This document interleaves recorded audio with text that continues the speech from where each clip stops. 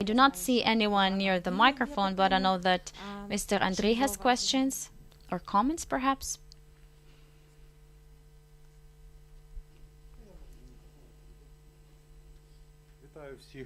My greetings to all the participants. My name is Andrii Pertsiukh. I'm the expert of the cyber protection. I will not give you which company I work for, not to have any misunderstandings. What I would like to say today is for those participants who present the new generation what multi-stakeholderism is, why did it emerge, and why is it important for you. But you have to speak about the way the internet emerged and why it emerged and why does it exist in the way it exists. When we had computer networks, when we had computers, and the communications were very few, and we didn't care who managed it, but already at that time we had systems or locations where people started to exchange electronic information. Electronic board systems, those were the computers which were used. You could phone from a stationary phone to it and leave some information. Those were first systems of communication that we used, the FIDO network. While it was local, when they were not connected with each other, there were no items or problems of management. Who paid for it? He managed it. And he could spread information the way he wanted. Not so many people knew about the way the system really worked. And now it has transferred into bigger system of interaction servers. And then we had providers of internet, and they gave the possibility to contact with the client and enter the level when people could communicate freely. And it was the transition period, transition to a more daily period, when you could use the card and enter the world network and overcome the border after the USSR.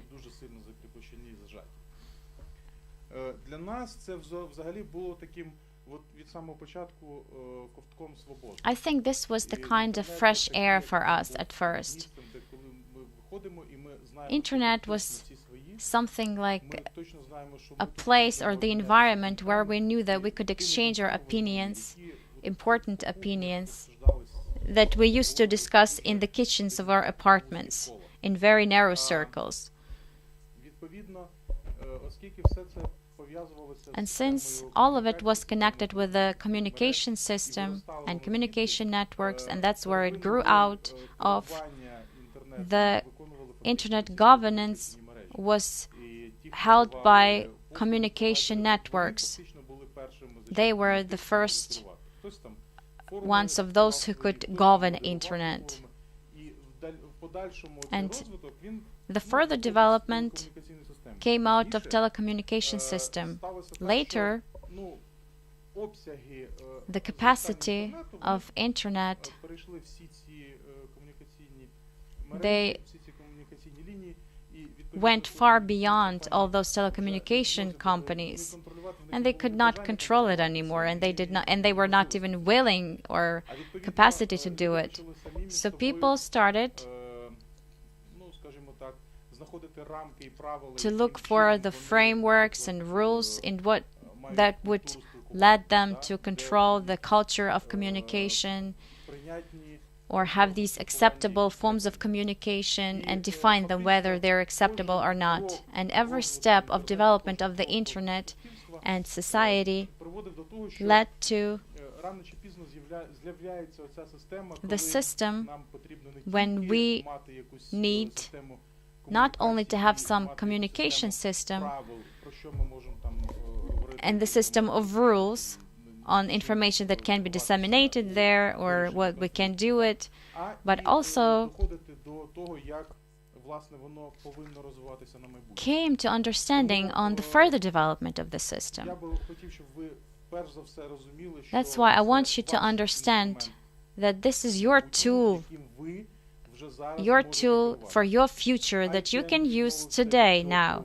ICANN has refused this governance, and now it's given to multi-stakeholderism. Those are public organizations, and they can run and manage rules of formation and definition of domains.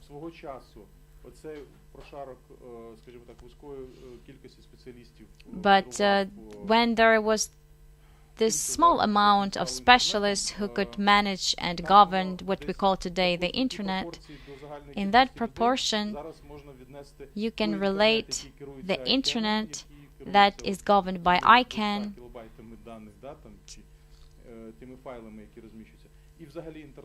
and the internet. Because internet is not what we only see in the free access when we go to some domain names. And there are some open doors that it has, but not everyone knows about the systems of communication.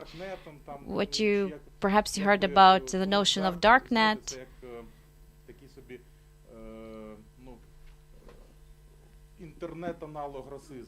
It's the internet analog of the racism. It has the system and the values that can be both negative or positive, but at the same time it gives the freedom to those fields where the freedoms are violated.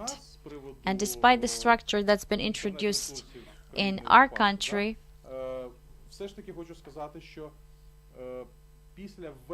after introduction of the system, our youth found out about VPN. And that's the part of the internet that gives that freedom that I was speaking about. When some channels were prohibited by Russia.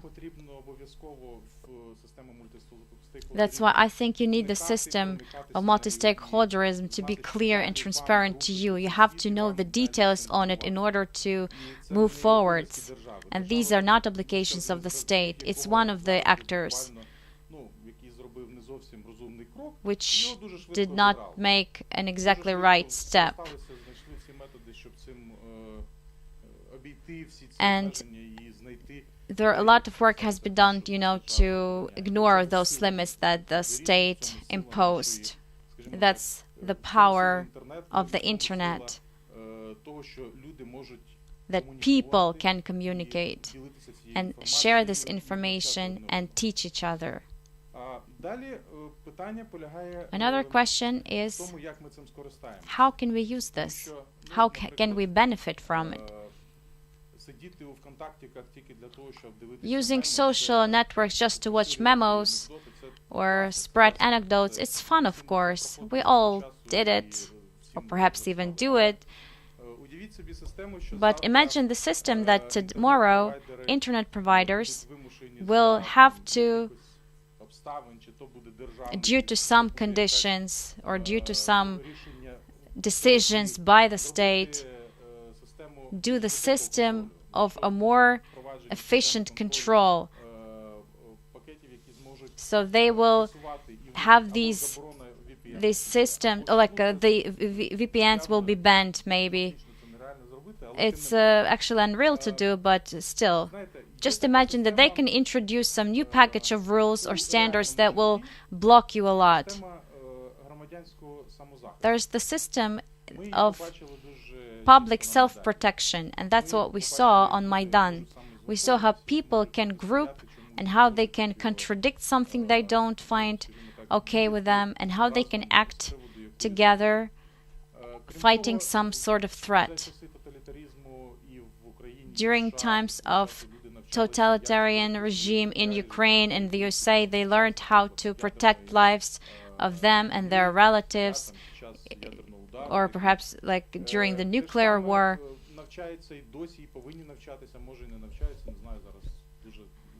And that same way, our citizens have to keep on get education how to act in case of fire or earthquake. It's the human interaction on the initial basic level. And that system on the internet. So I want to mention that I view you all as internet citizens, and us as being these internet citizens have to learn the basic systems of and basic principles of self-defense. The main aim that I see at this conference, at this forum, and tomorrow at the forum is to give you this idea to learn to protect your information, your communication, your networking, because all information that is open, it can be studied.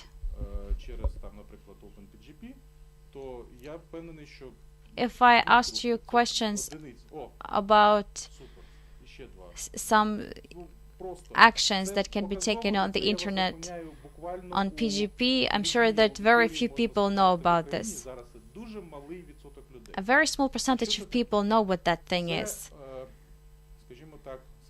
It's the system which provides confidentiality of your communication, irrelevantly decentralized, just forming the system when you and the addressee can understand and receive the information that you exchange. And under no other circumstance this information can be open.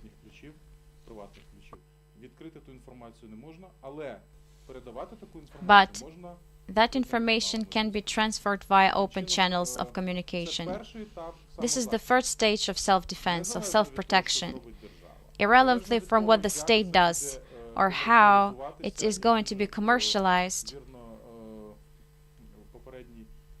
the previous speaker said, irrelevantly from how neutral or the level of neutrality is going to be,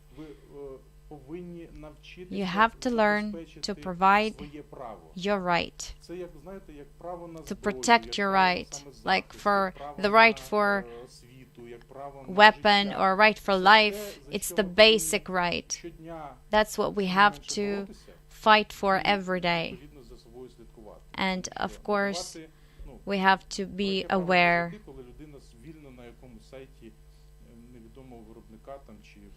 Because how can we speak about rights when you can go to any site and leave your personal information? Where is self-protection? Who's going to be responsible for that? And who can that person address to protect him after that? So, Mr. Andrii, I would like to remind you that in 5 minutes we're going to be discussing cyber protection, and I would like to invite you to join that discussion too, but right now I would like to ask Olivier if he can hear us.